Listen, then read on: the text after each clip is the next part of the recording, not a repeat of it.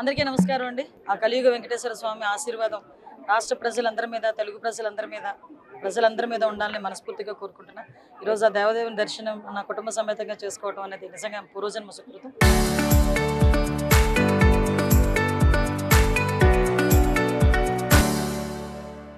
ఈరోజు ఆ దేవదేవుని సన్నిధిలో ఈరోజు రాష్ట్రం అంతా బాగుపడాలి. ఎస్పెషల్లీ ఈరోజు అభివృద్ధి పదంలో ముందుకు తీసుకెళ్తున్న ఈ రాష్ట్రానికి, రాష్ట్ర ముఖ్యమంత్రి గారికి మరింత శక్తినివ్వాలని భగవంతుని ప్రార్థించాం. అదేవిధంగా ఈ రాష్ట్ర అభివృద్ధికి, అదేవిధంగా సంక్షేమానికి కూడా తోడ్పడుతున్న పవన్ కళ్యాణ్ గారికి, మరి ముఖ్యంగా మోడీ గారికి అందరికీ కూడా స్వామి దగ్గర వాళ్ళకి ఆశీర్వాదం ఇవ్వాలని కోరుకుంటూనే వాళ్ళందరికీ కూడా కృతజ్ఞతలు తెలియజేసుకుంటున్నాం.